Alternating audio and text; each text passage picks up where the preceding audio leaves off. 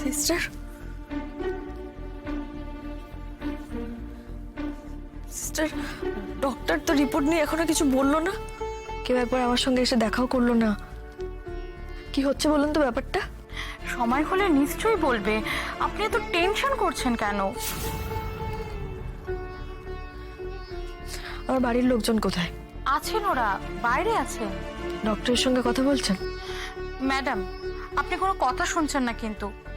এভাবে রেস্টলেস হলে আপনার এবং আপনার বাচ্চার উপর কিন্তু বেশি প্রেশার পড়ছে। বাড়ির কেউ আমার সঙ্গে একবার দেখা করবে না?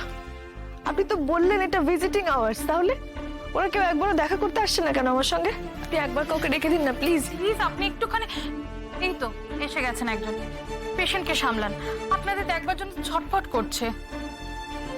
শান্ত হয়ে থাকো না রাই, কেন অবাধ্য হচ্ছ? আমি শান্তই আছি বৌমনি, আমি একদম শান্ত আছি। তোমরা বাইরে জেগেছিলে সারা রাত? কোনো মানে আছে বলো তো বৌমনি, সারা রাত না ঘুমিয়ে এভাবে জেগে থাকার? ওসব কথা ছাড়ো এখন। তুমি বলো তোমার এখন শরীর কেমন লাগছে?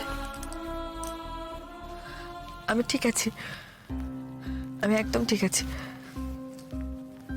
তোমরা সবাই আমার জন্য সারা রাত জেগে বসে আছো না?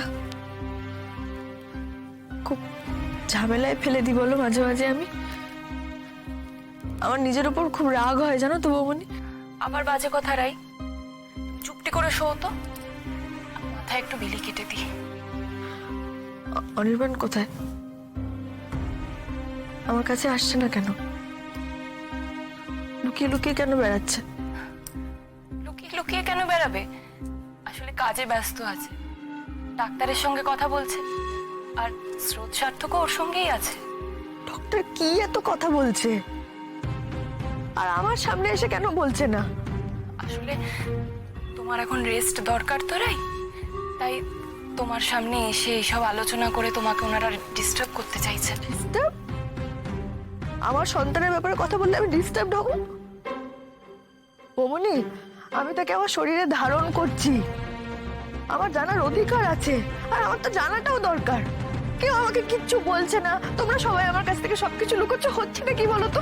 সবাই লুকিয়ে লুকিয়ে কেন কথা বলছে আমার সঙ্গে? আর লুকিয়ে লুকিয়ে কেন বলবে? বলছে তো, সবাই লুকিয়ে কথা বলছে, খুব ভালো করে বুঝতে পারছি।